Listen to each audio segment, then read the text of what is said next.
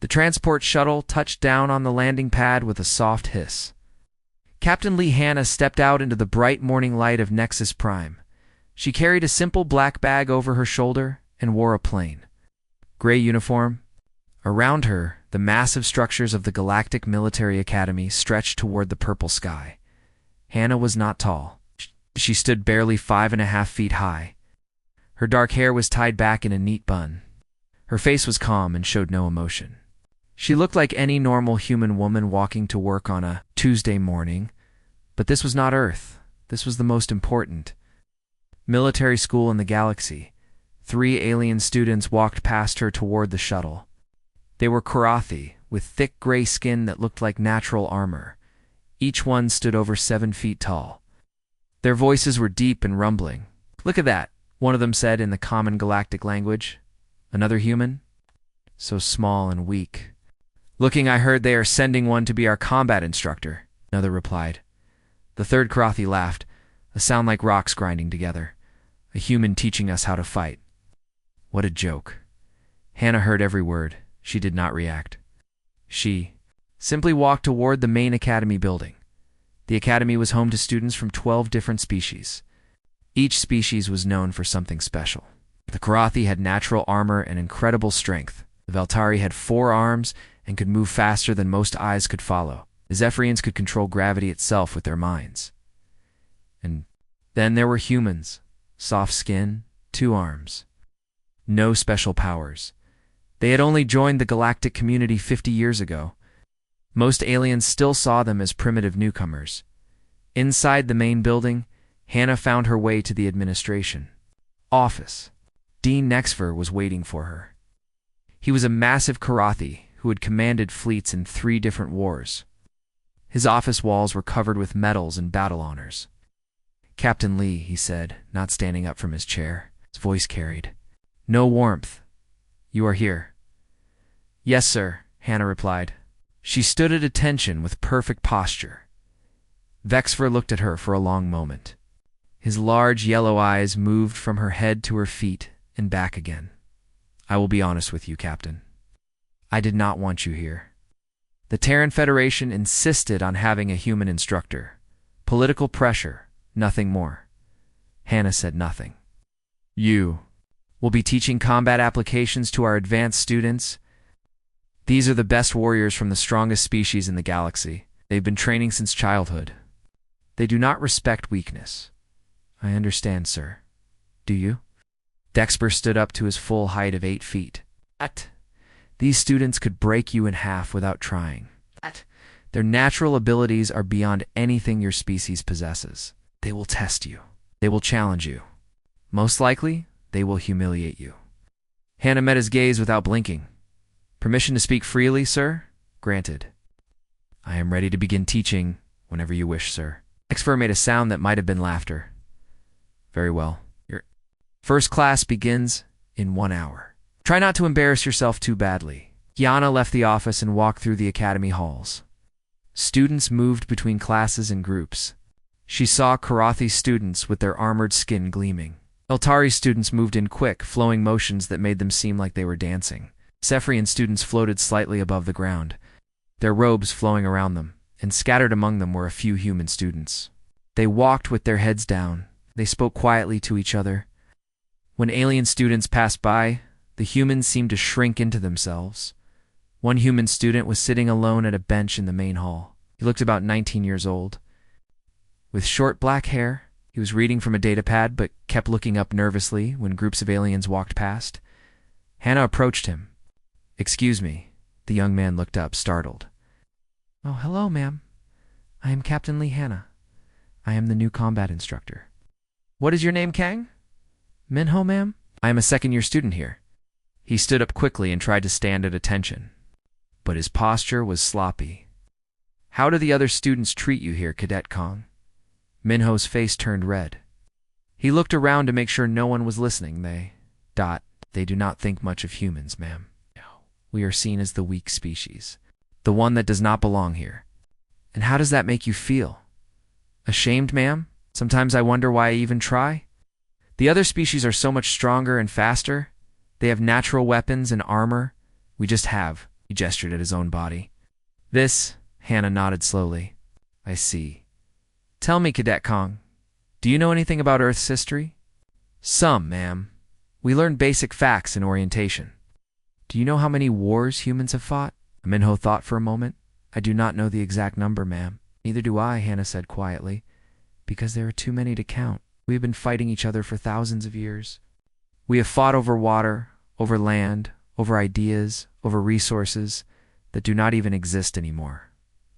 I do not understand, ma'am. You will. Hannah checked the time on her wrist device.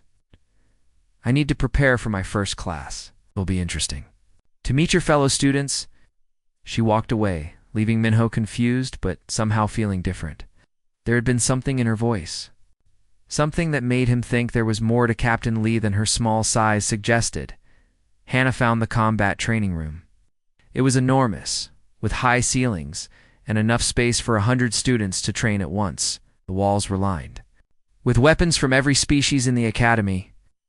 Energy blasters, gravity hammers, neural disruptors, and dozens of other advanced tools of war. Students began filtering into the room. They came in groups organized by species. The Karathi took up positions near the heavy weapons. The Veltari moved to an area with training dummies designed for speed work. The Zephyrians floated in a circle, already beginning meditation exercises. The human students entered last. There were only 8 of them. They stayed together in a small group near the back of the room. Minho was among them, still looking uncertain. Conversations filled the air as students noticed their new instructor. The alien students looked at Hannah and began talking among themselves.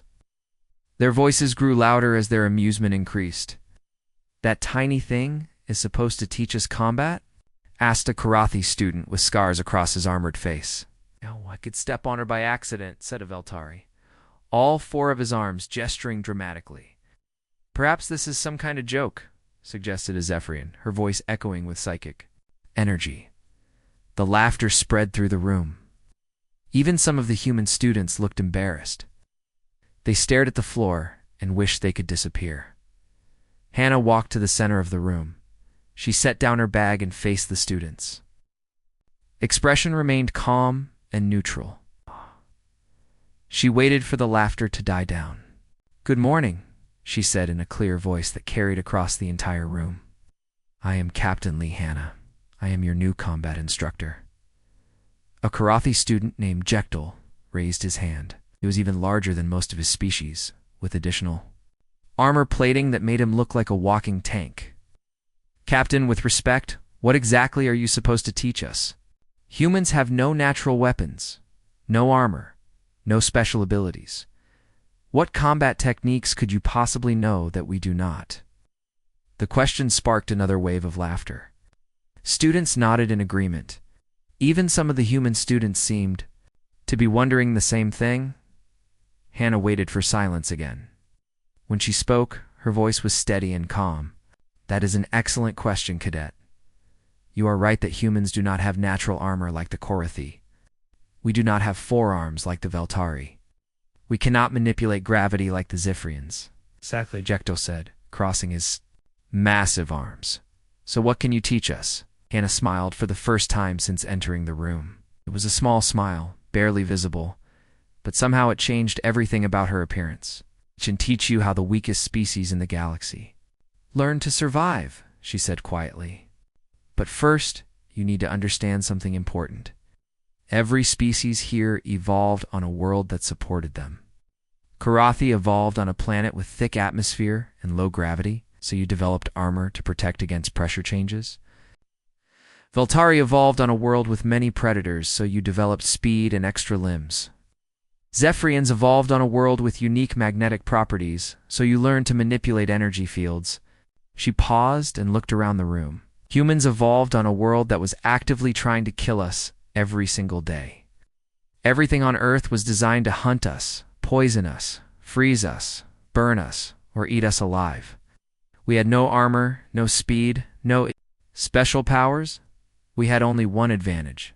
What advantage? Asked a Veltari student, genuinely curious now.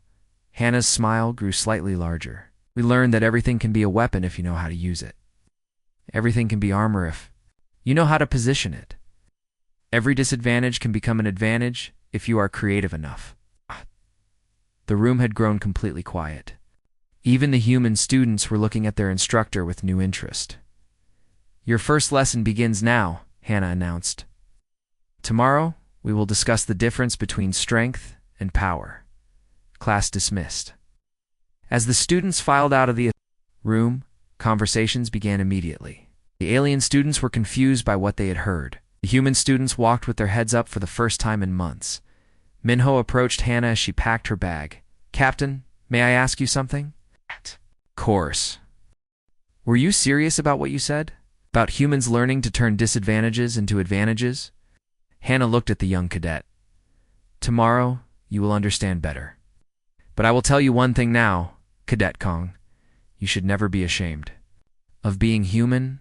We may look weak to these other species, but they have never had to fight for survival the way we have. They do not understand what that creates in a species." "What does it create?" Hannah shouldered her bag and headed for the door.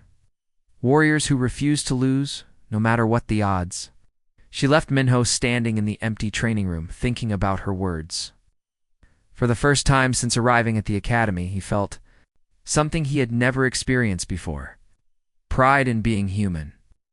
Outside in the hallway, alien students continued their conversations about the strange new instructor. Most still saw her as a joke. Some were curious about her confidence. None of them suspected that they had just met one of the most dangerous humans alive. But they would learn soon enough. The next morning, Hannah arrived at the combat training room 15 minutes early. She wore the same simple gray uniform and carried the same black bag. Nothing about her appearance had changed, but something felt different in the air.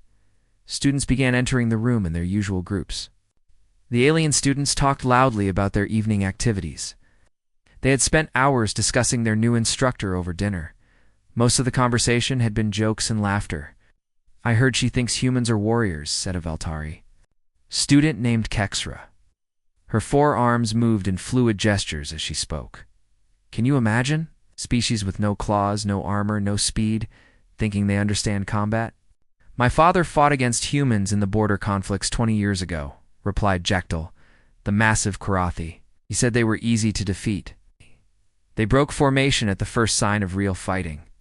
A Zephyrian student named Nixva floated slightly above the ground as she joined the conversation. "Perhaps she will teach us how to run away effectively. That seems to be the human specialty." The alien students laughed together. Even some of the academy staff members walking past the room smiled at the comments. The human students entered, quietly as always. Minho walked with the group, but he kept thinking about Hannah's words from the previous day. Something about her confidence had seemed real. Not like someone trying to impress others, but like someone who knew a secret. Hannah stood at the front of the room and waited for silence. When she spoke, her voice was calm and professional. "Yesterday we discussed the difference between natural advantages and learned skills. Today we will begin practical demonstrations." She opened her black bag and removed several items. Leaned forward to see what advanced weapons she might have brought. Instead, she pulled out a simple metal water bottle, a rolled-up towel. It's a piece of rope about 3 feet long. The alien students looked at each other in confusion. Kexra whispered loudly enough for everyone to hear, "Is she planning to clean the floor for us?" More laughter filled the room. Even some human students looked embarrassed by what their instructor had brought. Hannah placed the items on a table and turned back to the class. "Combat is not about having the best weapons. It is about using whatever you have in the most effective way possible. Human combat techniques are based on this principle." "Those are not weapons," Jektal said, pointing at the table. "Those are household items." "Exactly," Hannah replied. "Everything can be a weapon. Everything can be a tool. The question is whether you understand how to use it." She picked up the water bottle and demonstrated several grip positions. This becomes a striking implement. The weight distribution allows for precise impact points. She showed how the bottle could be used to block, strike, and even create leverage for throws. The students watched with growing amusement. To them, She looked like someone playing pretend games with children's toys. "This is ridiculous," muttered. "A Karathi student. We have energy weapons that can cut through solid steel. Why would anyone use a water bottle?" Hannah heard the comment but continued her demonstration. She picked up the towel and showed how it could be used to disable an opponent's vision, create unexpected attacks, and even function as a restraining device. "Now I will need a volunteer for a practical demonstration," she announced. The room went completely silent. Then the silence broke into waves of barely contained laughter. "You want one of us to spar with you?" asked Kextra, all four of her arms gesturing in disbelief. "Using those toys as weapons?" "Standard Academy sparring rules," Hannah confirmed. "Full contact allowed. First to achieve submission or incapacitation wins." The alien students began talking excitedly among themselves. This was better entertainment than they had expected. Several students pulled out their personal devices to record what they assumed would be a very short and amusing fight. Jekyll stood up from his position near the heavy weapons rack. At over 8 feet tall and covered in natural armor plating, he looked like a walking fortress. His arms were thicker than Hannah's entire torso. "I volunteer," he announced. His deep voice carried across the entire room. This should not take very long. Other students began placing bets immediately. The odds were heavily in Jekyll's favor. Some students bet on how many seconds the fight would last. Others bet on whether Hannah would be conscious at the end. Minho felt sick to his stomach. He wanted to say something, to tell Hannah that this was a mistake. Jekyll had won the Academy's heavyweight combat tournament 3 years in a row. He had never lost a sparring match to any opponent of any species. "Excellent," Hannah said calmly. She picked up only the piece of rope from her collection of items. "Are you ready, cadet?" Jekyll laughed, a sound like boulders falling down a mountain. "I am ready, instructor. Should I try not to hurt you too badly?" "Use your full strength," Hannah replied. "I insist." They moved to the center of the room. Other students formed a circle around them, their recording devices active. The excitement was electric. Finally, they would see this presumptuous human put in her proper place. Jekyll took a combat stance that had been perfected by his species over thousands of years. His armored fists were raised, his massive legs planted firmly on the ground. He looked like an immovable mountain of muscle and natural armor. Hannah stood casually with the rope hanging loose in her right hand. She looked relaxed, almost bored. Her posture suggested she was waiting for a bus rather than facing an opponent who could crush her skull with one punch. "Begin when ready," announced a Veltari student who was serving as referee. Jekyll charged forward immediately. His strategy was simple and effective. Use his overwhelming size and strength advantage to end the fight in one devastating attack. He had used this approach successfully against hundreds of opponents. His massive fist came forward like a battering ram, aimed directly at Hannah's center mass. The impact would have been enough to knock her unconscious and probably break several ribs, but Hannah was not there when the punch arrived.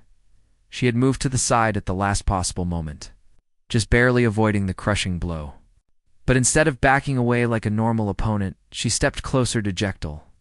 The rope in her hand moved in a complex pattern that happened too quickly for most students to follow.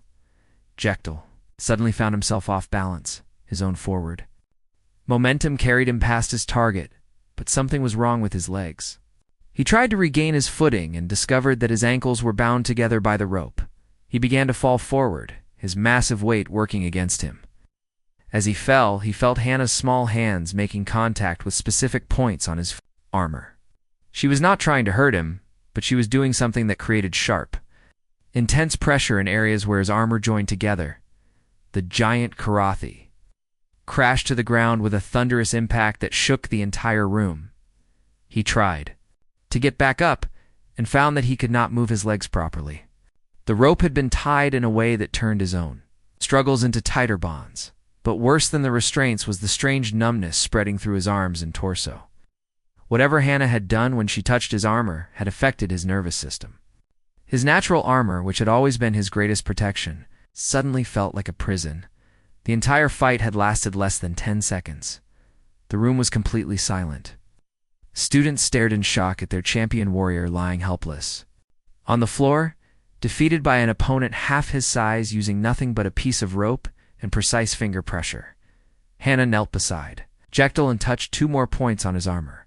Immediately, the numbness began to fade, and he could move his limbs normally again. She untied the rope with quick, efficient movements. "Are you injured, cadet?" she asked politely. Jekyll sat up slowly, his yellow eyes wide with confusion and something that might have been fear. "No, instructor. I am fine. How did you?" "Human combat techniques," Hannah replied simply. She stood up and faced the circle of stunned students. "We do not rely on natural advantages.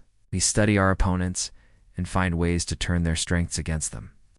A Veltari student named Ralka raised one of his 4 hands. "But that is impossible. Karathi armor has no weakness points. Their nervous system is completely protected. Every defense has vulnerabilities," Hannah said. "The question is whether you know how to find them and exploit them." She walked back to her table and picked up the water bottle. Karathi armor is designed to protect against energy weapons and blunt force trauma, but it has joints where plates connect together. Apply the right pressure at the right angle, and you can affect the nervous system underneath. Jekyll was now standing, but he looked shaken. I'd never experienced anything like what had just happened. His entire understanding of combat had been based on size, strength, and natural advantages. The idea that someone could neutralize all of those advantages with knowledge and technique was terrifying. "The rope technique uses your opponent's own movement and weight against them," Hannah continued. "The harder you struggle, the more trapped you become. The bigger you are, the harder you fall." Students began asking questions all at once. The mockery and laughter had disappeared completely. Now they wanted to understand how such techniques were possible. "How did you learn to do that?" asked Nixva, her psychic voice echoing with genuine curiosity. "Human military training," Hannah replied. "We call it asymmetric warfare. When you are smaller and weaker than your enemy, you cannot fight them directly. You must be smarter." "But those techniques, they seem almost like magic," said Keksra. "It's science. Human warriors study anatomy, physics, psychology, and biology. We learn how different species move, how their nervous systems work, where their natural weaknesses are located. What you call magic, we call preparation." Minho felt a strange sensation growing in his chest. For the first time since arriving at the academy, he felt proud to be human. His small size and lack of natural weapons suddenly seemed less like disadvantages and more like ... possibilities. Other human students in the class were having similar reactions. They stood straighter and looked at their instructor with new respect and interest. But the alien students were experiencing something different. The casual dismissal and mockery had been replaced by confusion and growing unease. If a human could defeat Jekyll so easily, what did that mean about their own assumptions? "I want to try next," announced Keksra, stepping forward. All 4 of her arms moved in an intricate combat pattern that was beautiful and deadly. "Beltari's speed is beyond anything humans possess. Your techniques will not work against us." "Well," Hannah agreed. "Same rules, full contact." As the 2 fighters prepared for the second demonstration, students pressed closer to watch. The betting had stopped. No one was laughing anymore. They were all beginning to suspect that they had seriously underestimated their new instructor. And in the back of their minds, a troubling question was forming. If one human could do this, what were the rest of them capable of? Class had only just begun, and already everything they thought they knew about combat was starting to crumble. Keksra moved to the center of the room with fluid grace. Her 4 arms flowed in perfect coordination, each limb capable of independent action. The Veltari were known throughout the galaxy for their incredible speed and reflexes. What took other species several seconds to accomplish, they could do in the blink of an eye. "Veltari combat techniques have been developed over 10,000 years, Keksra announced as she took her fighting stance. "We move faster than most species can even see. Your rope tricks will be useless against true speed."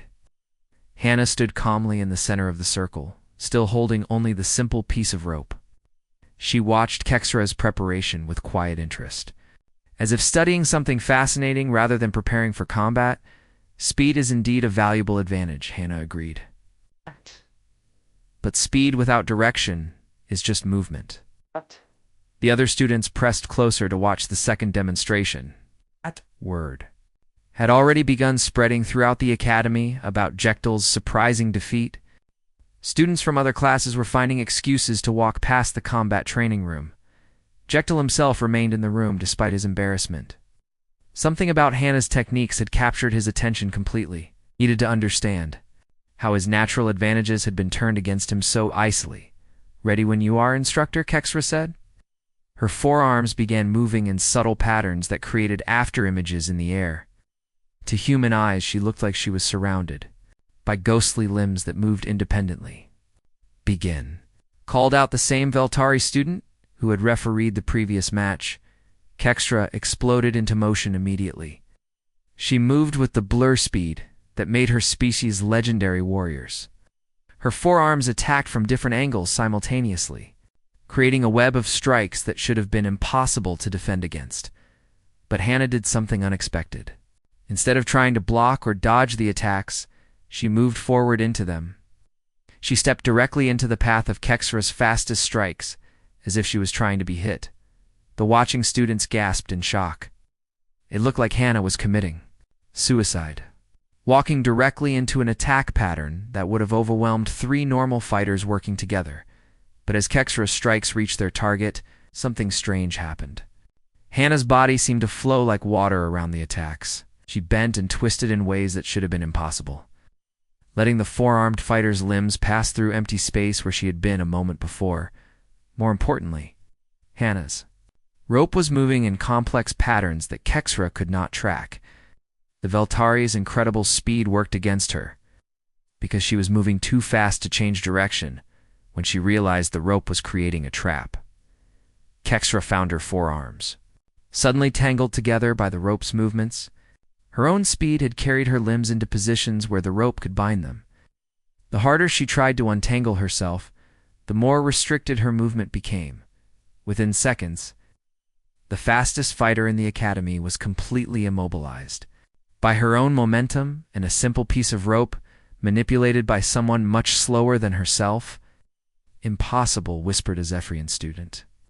"Nothing moves faster than Veltari reflexes." Hannah helped Kextra untangle her arms and stepped back.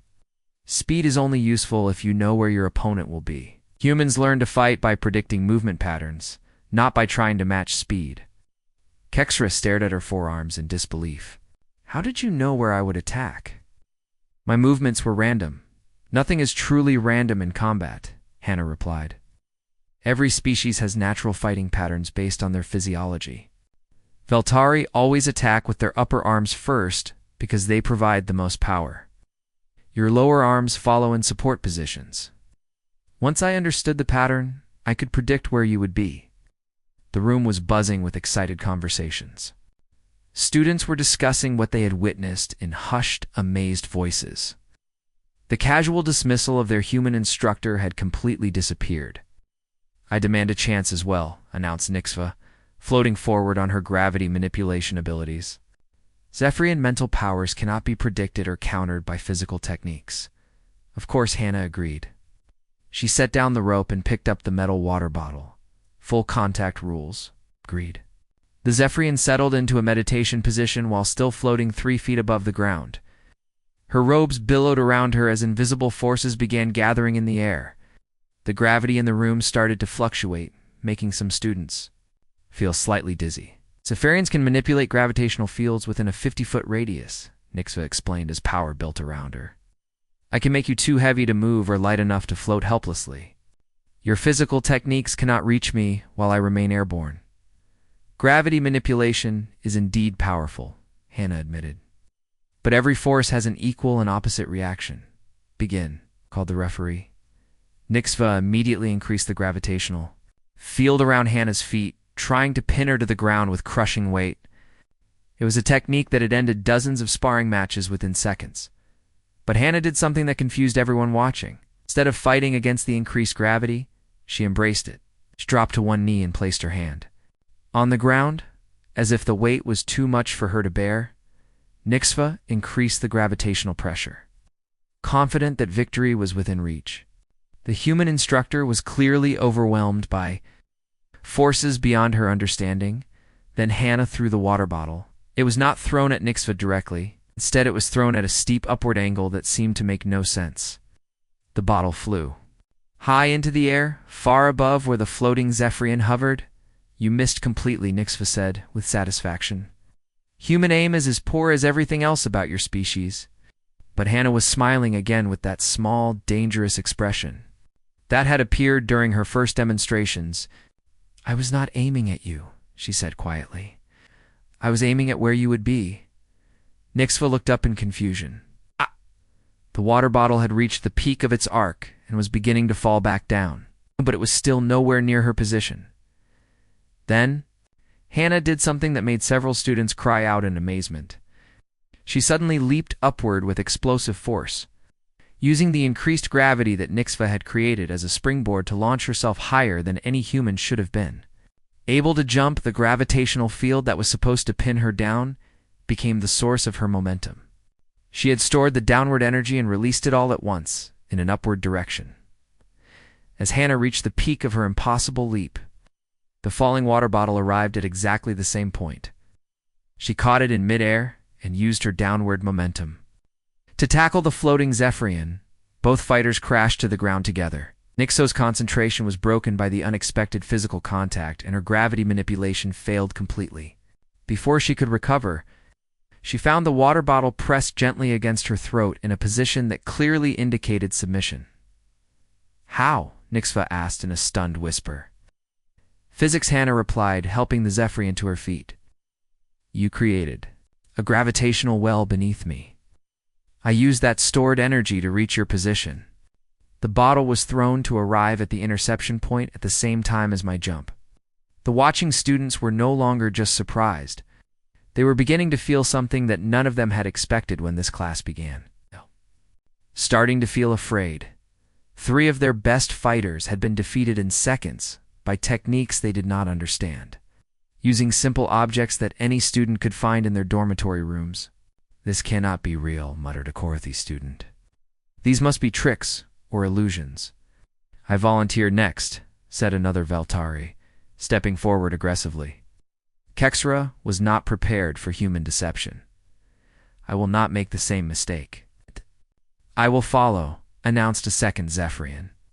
Nixva underestimated physical combat principles. I will not, where students began volunteering, each convinced that they would be the one to expose these techniques as fraudulent or lucky accidents. They could not accept that a species they had dismissed as weak primitives could possess combat knowledge superior to their own. Hannah looked around the room at the growing line of challengers. Her expression remained calm, but there was something in her eyes that suggested she was not surprised by their reactions. Very well, she said. We have time for several more demonstrations before class ends. Over the next 30 minutes, Hannah systematically defeated 7 more students from 4 different species. Each victory used different techniques adapted to exploit specific physiological and psychological weaknesses against the second Veltari. She used the towel to create visual barriers that disrupted his speed advantage. Against the second Zephyrian, she used sound and vibration to break his mental concentration. Against a group of Korathi who attacked together, she turned their coordination against them by creating chain reactions that made them interfere with each other. Every technique was different. Every victory was achieved using simple objects and principles that any species could have learned. But only humans had been forced to develop such methods through millions of years of survival against overwhelming odds. By the end of class, the training room was completely silent, except for the sound of heavy breathing from defeated challengers. Students sat on benches and floors, staring at their instructor with expressions ranging from confusion to growing respect to barely concealed fear. The human students were experiencing their own transformation. Minho sat straighter than he had since arriving at the academy. The shame and embarrassment that had followed him for months was being replaced by something he had never felt before. Pride. Real, genuine pride in being human. Your homework assignment, Hannah announced as she packed her simple items back into The black bag is to research human military history. Learn about our wars, our strategies, our methods of survival. Tomorrow we will discuss what you discover. Students began filing out of the room in subdued groups. The usual loud conversations and laughter were absent. Instead, they spoke in quiet, serious voices about what they had witnessed. "How is it possible?" asked Kexra, flexing her forearms experimentally. "We have natural advantages that took millions of years to evolve. How can learned techniques overcome evolutionary advantages?" "Because," said Jekto slowly, still thinking about his own defeat, "they have been learning techniques for millions of years too. While we were developing natural weapons, they were developing methods to defeat natural weapons." As the room emptied, Minho approached Hannah one more time. "Captain, may I ask you something personal?" "Yes."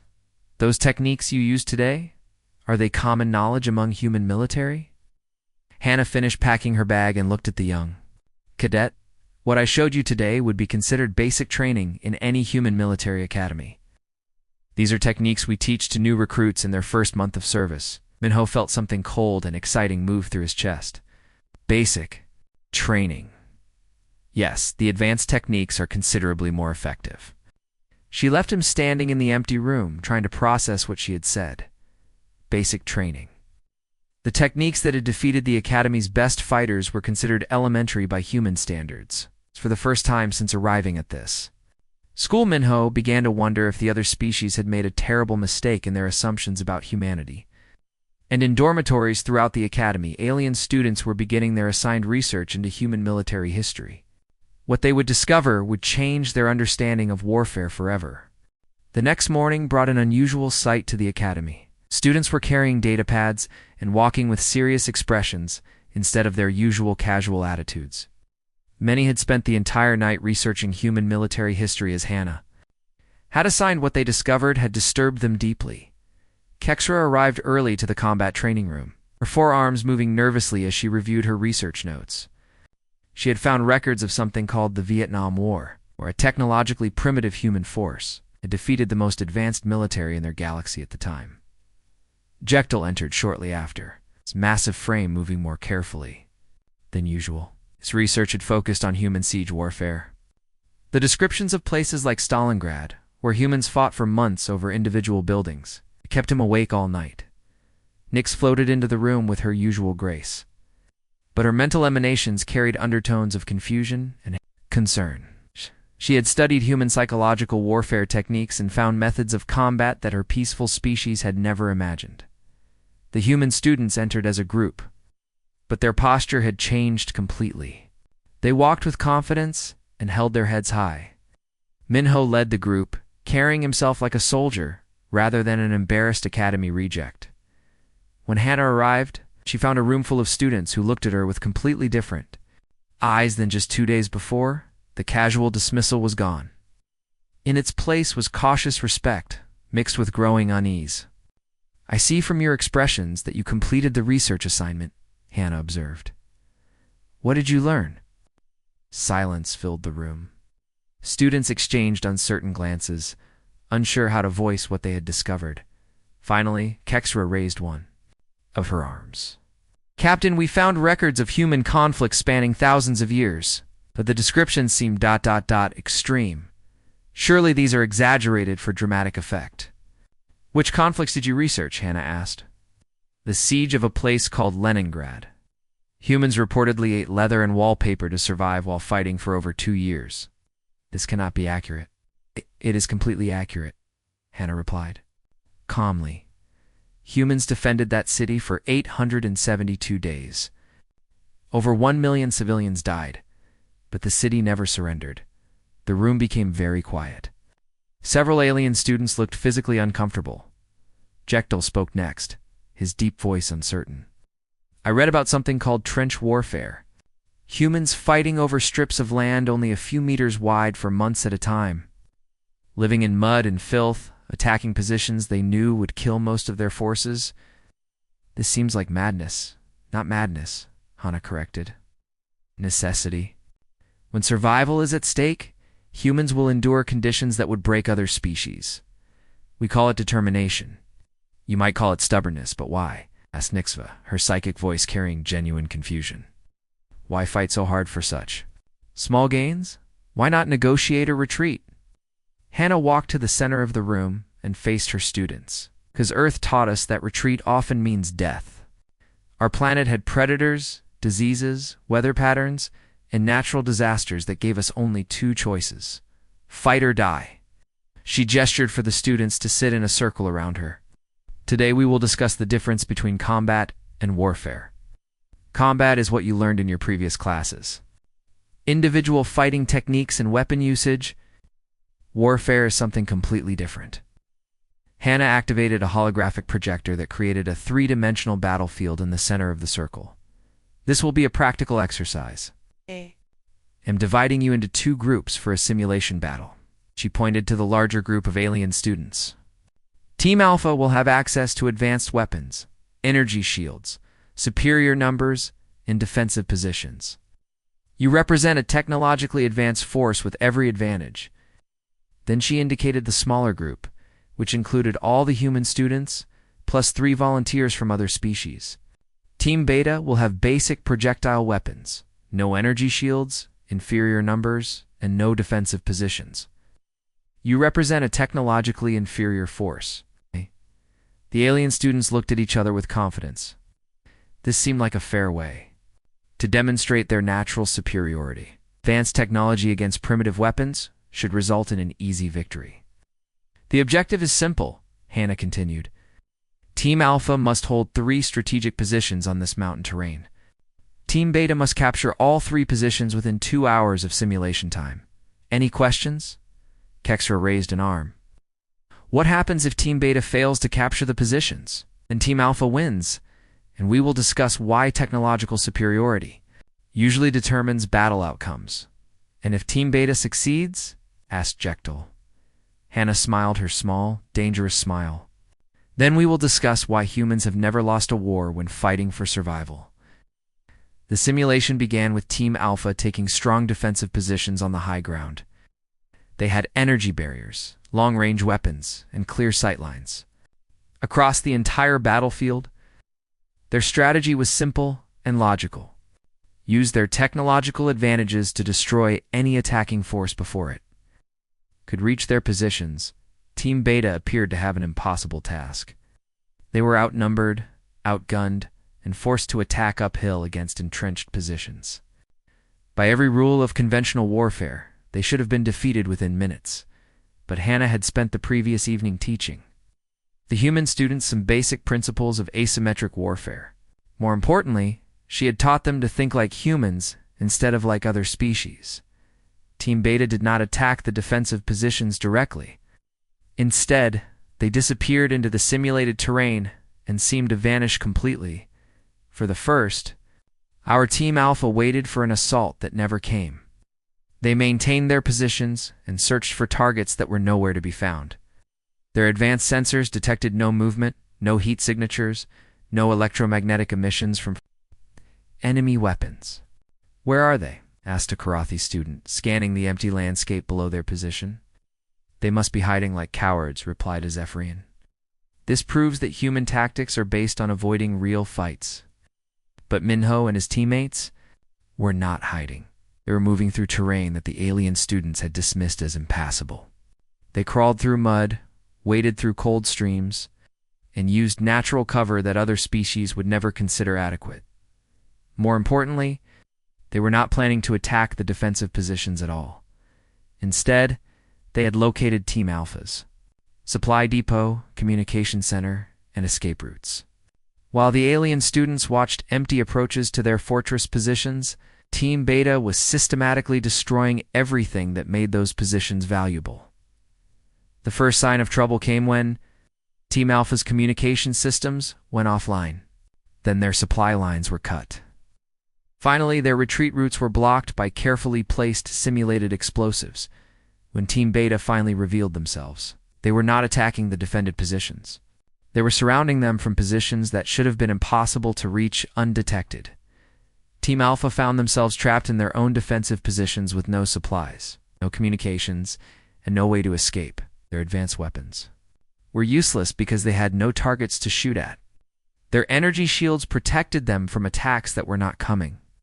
"We surrender," announced Kextra after realizing their situation.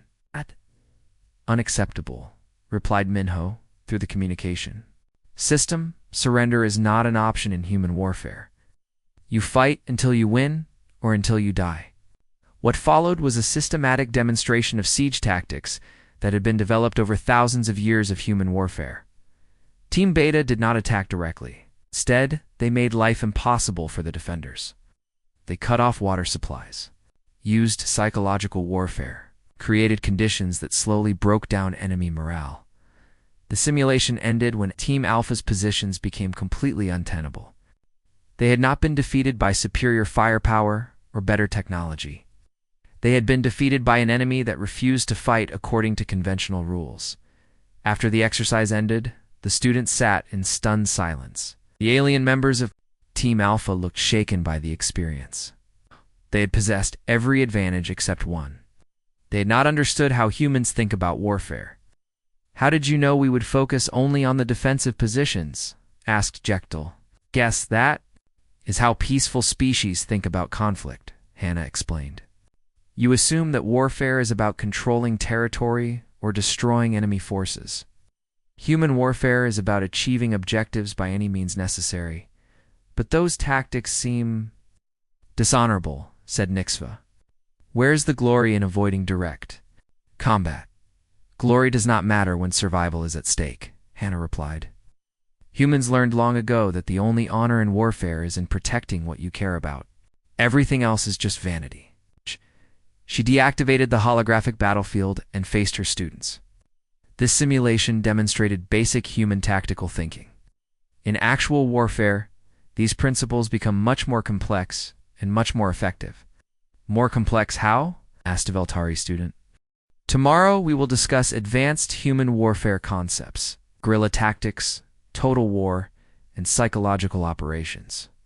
Tonight I want you to research 3 specific conflicts. The American Revolution, where farmers defeated the most powerful military in their world. The Winter War, where one small nation held off a massive invasion. And the Warsaw Uprising, where civilians fought trained soldiers for over 2 months. As students filed out of the room, their conversations were subdued and thoughtful. The casual confidence they had possessed just days earlier was crumbling under the weight of new understanding. The human students remained behind for a few minutes, discussing what they had learned about their own species' capabilities. "Captain," asked Minho, "are human military tactics really that different from other species?" "Completely different," Hannah confirmed. "Other species fight to win battles. Humans fight to survive wars. The difference is bigger than you can imagine." "What difference?" Hannah packed her materials and prepared to leave. "Other species stop fighting when they are defeated. Humans stop fighting when they are dead. Sometimes not even then." She left the students to contemplate her words and research. Their assignments? None of them realized that their research would lead them to discoveries that would change their understanding of humanity forever. In dormitories across the academy that night, alien students read about human conflicts with growing horror and fascination. They were beginning to understand that they had made a terrible mistake in their assumptions about the species they had dismissed as weak and primitive. Humans were not weak. They were the most dangerous warriors the galaxy had ever seen, and tomorrow they would learn why. Dean Nexfer sat in his office at 3 in the morning, staring at a data pad with growing alarm. He had spent the past 6 hours reviewing reports from faculty members, security cameras, and student communications. What he discovered made him question everything he thought he knew about the human instructor he had reluctantly hired. The reports were disturbing in their consistency. Captain Lee Hanna had systematically defeated the Academy's best students using techniques that should not have been possible. More troubling were the student research projects on human military history. The search queries alone were enough to trigger security alerts. Stalingrad, guerrilla warfare, total war, psychological operations, asymmetric conflict. Dexver activated his personal communication device and sent a priority message to the Galactic Military Archives. He needed to see Captain Lee's complete service record, not just the basic summary he had reviewed during her assignment, The response came back within an hour. When Nexver opened the classified files, his massive hands began to shake. Captain. Lihanna was not just any human military officer. She was the ghost of Kepler 442, one of the most legendary figures in recent galactic military history. 3 years earlier, she had single-handedly held off an entire Karathi invasion fleet for 72 hours using nothing but improvised weapons and terrain advantages. The Karathi fleet had been the most advanced military force his species had ever assembled. 200 ships, 50,000 soldiers, enough firepower to level a planet. They had been sent to claim Kepler 442, strategically important world that humans had been terraforming. One human woman had stopped them, the official. Reports described tactics that seemed impossible. Hannah had used the planet's volcanic activity to create natural artillery. She had turned the Korathi's own supply drops into traps. She had employed psychological warfare so effective that Korathi's soldiers began refusing orders to land on the planet's surface. By the time human reinforcements arrived, the Korathi fleet was in full retreat. They had abandoned the invasion entirely rather than face one human defender who had turned an entire planet into a weapon. Nexver's own brother had been part of that invasion force. He had returned home speaking of nightmares about shadows that struck without warning, explosions that came from empty ground, and an enemy who seemed to be everywhere and nowhere at once.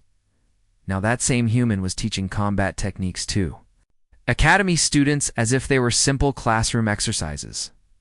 Vexfer reached for his communication device again. This time he contacted the Academy's senior faculty for an emergency meeting. Meanwhile, in the student dormitories, alien students were making their own disturbing discoveries. Kexra had found detailed records of the Vietnam War, where human guerrilla fighters had defeated a technologically superior force through sheer persistence. The casualty numbers were staggering. Humans had continued fighting for over a decade, accepting losses that would have caused any other species to surrender immediately. Jekdal was reading about the Winter War between Finland and the Soviet Union. A nation of barely 3 million humans had held off an invasion force of over 1 million soldiers for months in sub-zero temperatures. The defenders had used skis, sniper rifles, and knowledge of their terrain to inflict casualties at a ratio of 5-to-1.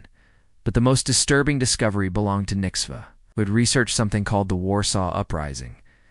For 63 days, human civilians armed with makeshift weapons had fought trained German soldiers and destroyed city streets.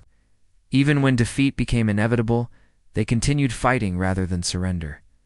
The research revealed a pattern that no peaceful species could understand. Humans did not fight until they achieved acceptable losses, fought until they achieved victory or extinction. The next morning brought unusual activity to the Academy. Senior faculty members moved through hallways in urgent conversations. Security personnel reviewed surveillance footage from the combat training room. Students gathered in small groups to discuss their research findings in hushed voices. When Hannah arrived for her morning class, she found Dean Nexver waiting for her in the training room. His massive form seemed smaller somehow, as if the weight of new knowledge had diminished his presence. "Captain Lee," he said formally, "we need to discuss your background." "Is there a problem, sir?" "You are the ghost of Kepler 442. Hannah set down her bag and faced the dean calmly. "Yes, sir." "Sir, you held off an entire Karathi invasion fleet using asymmetric warfare tactics." "Yes, sir. And you have been teaching our students these same tactics as basic classroom exercises?" "Yes, sir." Nexver was quiet for a long moment. "Captain, do you understand the implications of what you are doing here?" "I am teaching combat applications as requested, sir." "You are teaching our students that everything they believe about warfare is wrong. You are showing them that technological superiority means nothing against proper tactical thinking. You are demonstrating that humans are far more dangerous than anyone in the galactic community realizes." Hannah's expression remained neutral. "Is that a problem, sir?"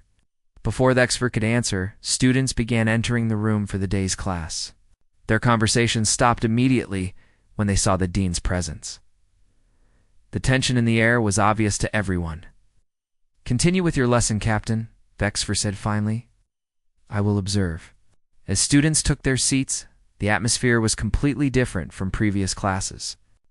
The casual attitudes and dismissive comments were gone. Instead, there was nervous energy mixed with genuine fear. I trust everyone completed their research assignments, Hannah began. Hands raised slowly around the room. Students who had been eager to speak in previous classes now seemed reluctant to volunteer information. What did you learn about human warfare? Hannah asked. Kextra spoke first, her voice subdued. Humans fight differently than other species. You do not stop when the situation becomes hopeless. You continue fighting even when you know you will lose, added Jektal. You use tactics that other species consider dishonorable or extreme, said Nixva. And most importantly, Hannah prompted. The room was silent for a moment. Then Minho raised his hand. Humans treat warfare as a survival mechanism, not a competition. You fight to live, not to win. Excellent, Hannah approved. Today we will discuss why this difference exists and what it means for galactic military doctrine. She activated the holographic projector again. But this time, it displayed a three-dimensional model of Earth. The planet appeared normal at first. Glance, but as details became visible, students began to understand why humans had developed such extreme survival instincts. Earth is what humans call a death world, Hannah explained. 90% of all species that have ever lived on our planet are now extinct. The weather patterns include hurricanes that can destroy cities, earthquakes that split continents, and ice ages that last for thousands of years. The hologram showed massive storms, volcanic eruptions, and predator species that would have been nightmares to any peaceful civilization. Humans evolved alongside predators that could kill us easily, diseases that could wipe out entire populations, natural disasters that could destroy our homes without warning. For millions of years, every day was a fight for survival. Dean Nexfer watched in silence as the true nature of humanity's home world was revealed to his students. He began to understand why human military tactics seemed so extreme. They had been developed by a species that had never known peace.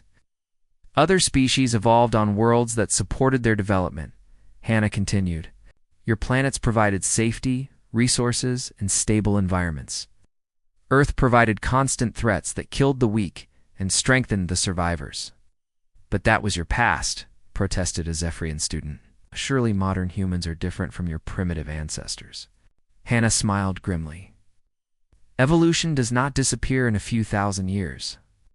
Every human carries the genetic memory of millions of years of survival training.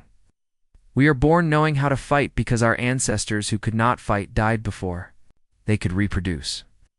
She changed the holographic display to show human military formations throughout history.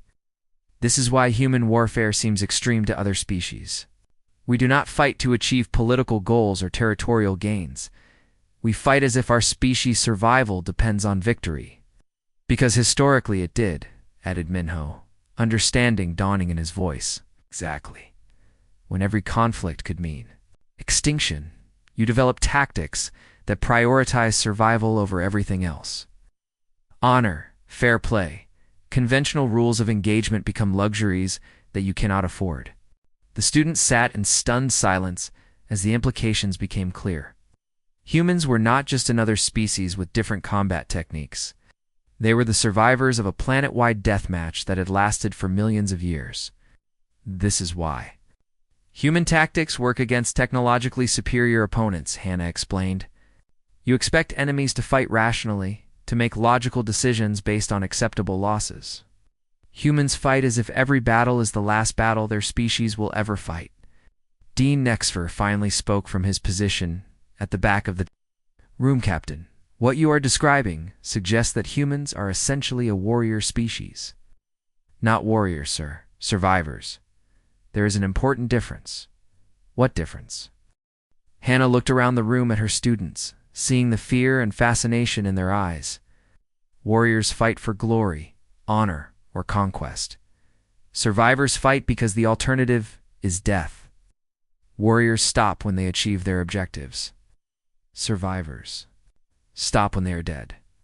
She deactivated the hologram and faced the class directly. This is why the Galactic Council was wise to welcome humans into the community rather than oppose us. A species that has spent millions of years learning too. Survive is not a species you want as an enemy. The room remained silent for several minutes as students processed what they had learned. The casual mockery and dismissal they had shown just days earlier now seemed incredibly naive and dangerous. Questions? Hannah asked.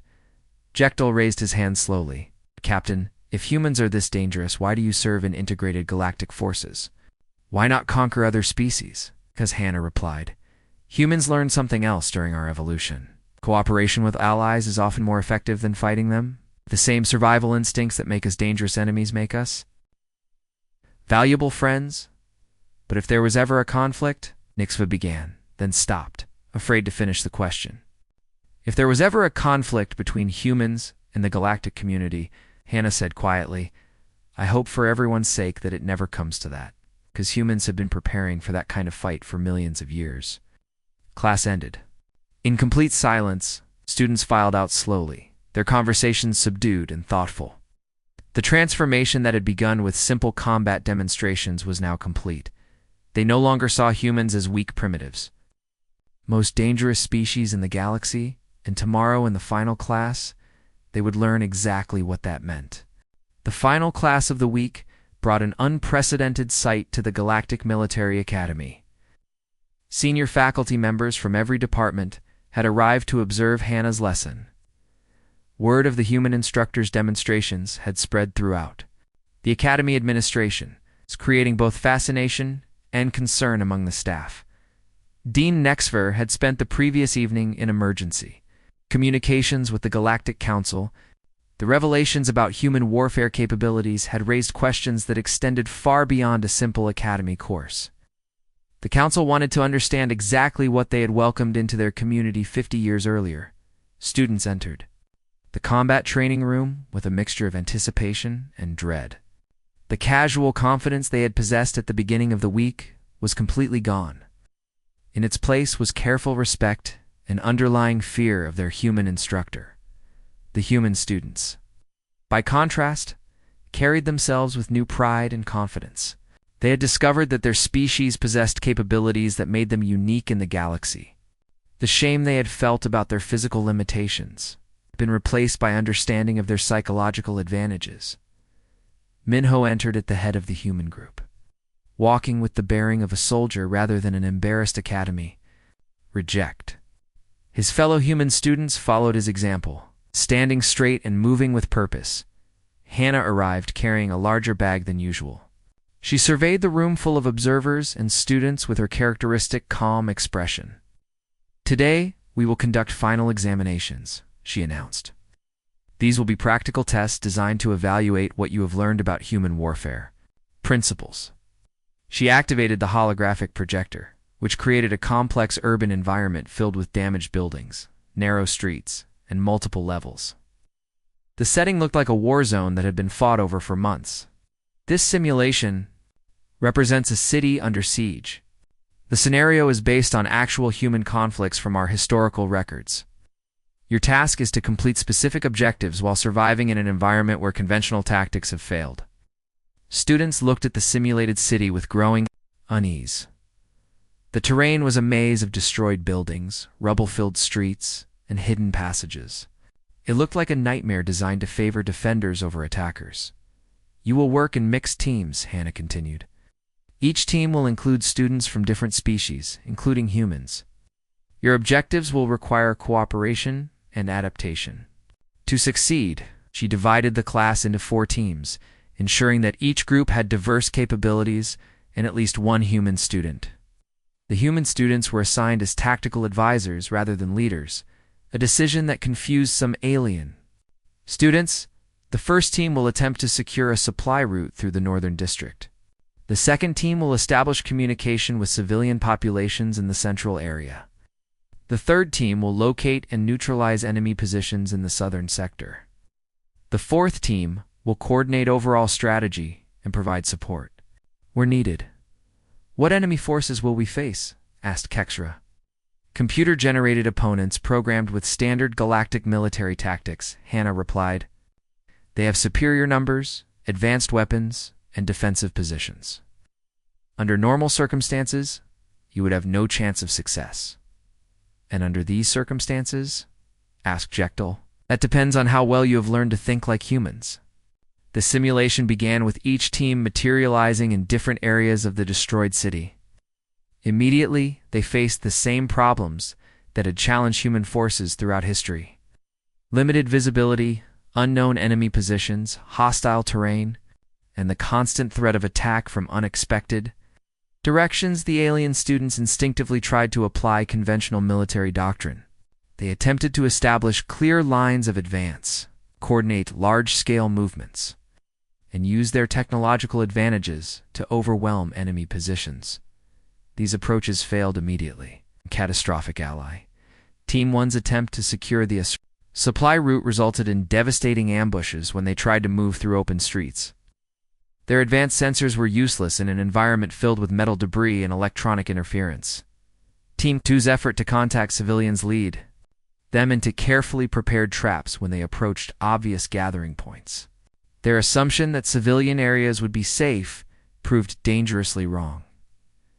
Team 3's assault on enemy positions met with failure when they discovered that the defensive positions were decoys, and the real enemies were hidden in locations that conventional tactics would never consider. Within the first hour of the simulation, all 4 teams had suffered heavy simulated casualties and achieved none of their objectives. Stop simulation, Hannah called out. Analysis phase. The teams regrouped in the training room, frustrated and confused.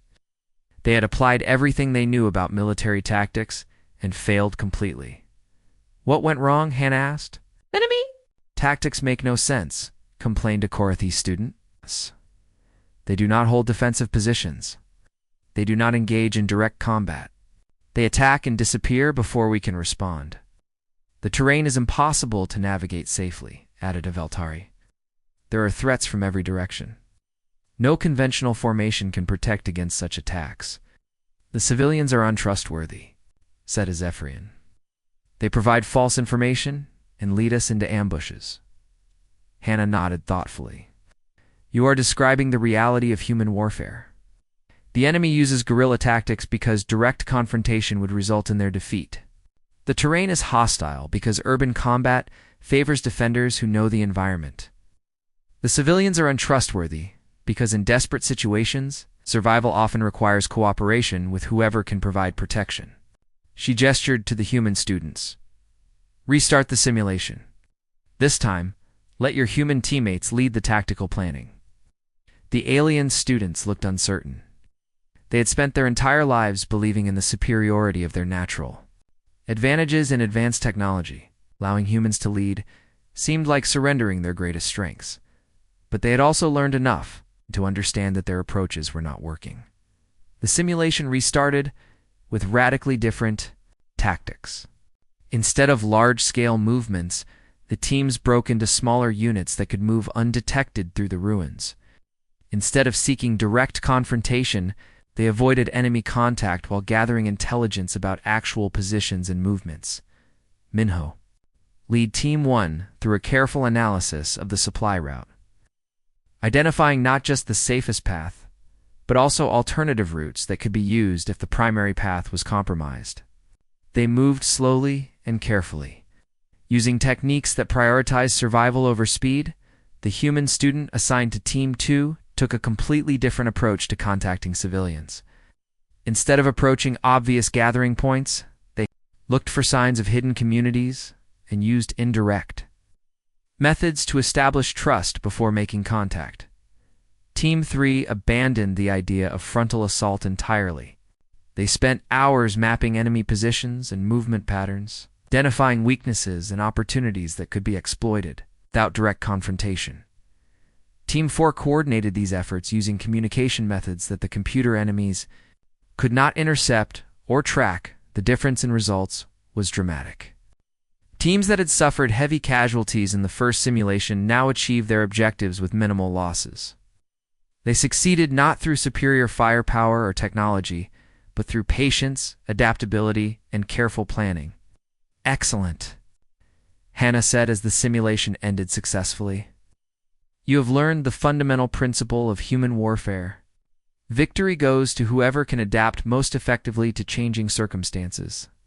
Dean Nexfer had watched the entire exercise with growing amazement. He had seen students abandon everything they had been taught about military tactics and succeed using methods that seemed primitive and inefficient. "Captain Lee," he said, stepping forward, "what you have demonstrated here has implications far beyond academy training. These tactics could revolutionize galactic military doctrine." "That is not my decision to make, sir," Hannah replied. "I was assigned to teach combat applications.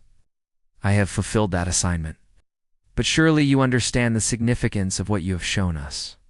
Human warfare principles could change how every species approaches military conflict." Hannah looked around the room at the assembled faculty and students. "With respect, sir, I believe you are missing the larger point." "What point?" "Humans did not develop these tactics to conquer other species. We developed them to survive. The question you should be asking is not how to use human warfare principles. The question is why you would ever want to fight against a species that has been perfecting these techniques for millions of years." The room fell silent as the implications became clear. Nidokio, human integration into galactic society had not been an act of charity by advanced civilizations welcoming primitive newcomers. It had been a wise decision to avoid conflict with the most dangerous warrior species the galaxy had ever encountered. The Galactic Council understood this when they offered humanity membership rather than conquest. Hannah continued, "They recognized that a species capable of turning an entire planet into a weapon was not a species they wanted as an enemy." "But humans seem so peaceful," protested a Zephyrian faculty member. "Your civilian population showed no signs of aggressive tendencies." "Because we have learned that peace is more effective than war when survival is not at stake," Hannah explained. "Humans prefer cooperation to conflict when both options are available. But when survival is threatened, we revert to the instincts that kept our species alive for millions of years." She packed her equipment and prepared to leave. "Your final grades will be based not on your performance in the simulations, but on your understanding of why human tactics work. The lesson you need to learn is not how to fight like humans. The lesson is why you should never have to." Hannah left the room. She was followed by Dean Dexfer and several senior faculty members. Faculty members that had questions that extended far beyond the scope of a combat training course. The students remained behind, discussing what they had experienced and learned. The transformation that had begun with mockery and dismissal was now complete. Alien students who had once laughed at human weakness now spoke of humanity with careful respect and underlying fear. They had learned that physical appearance could be deceiving, that technological advantages were not always decisive, that the most dangerous opponents were often those who appeared least threatening. The human students experienced their own transformation. The shame and embarrassment they had felt about their species had been replaced by pride and confidence. They understood now that humanity's contribution to galactic civilization was not their technology or their resources, but their unique perspective on survival and adaptation. Minho approached Kexra as students prepared to leave. "What will you tell other students about this course?" Kexra looked at him with 4 eyes that showed a mixture of respect and wariness. "That humans are not what they appear to be, that your species is far more dangerous than anyone realized, that the galaxy is fortunate to have you as allies rather than enemies. And if someone suggests that humans are weak or primitive, I will tell them to research your military history very carefully before making such assumptions." As students dispersed throughout the academy, they carried with them a new understanding that would spread throughout the galactic community. Humanity was not the weak, primitive species that many had assumed. They were the survivors of a world that had tried to kill them for millions of years, and that experience had created the most effective warriors the galaxy had ever seen. In his office, Dean Nexfer composed a report to the Galactic Council that would change how humanity was viewed throughout known space. The recommendation was simple but profound.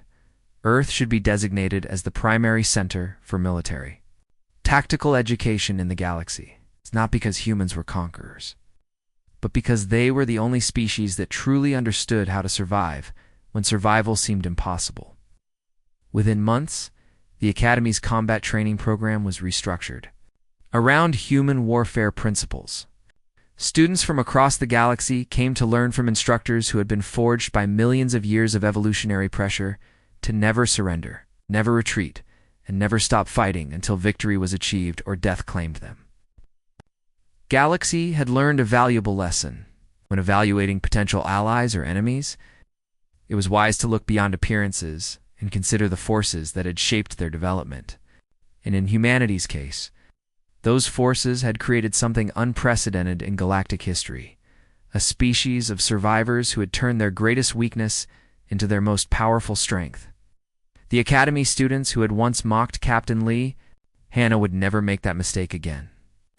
They had learned the most important lesson in military science.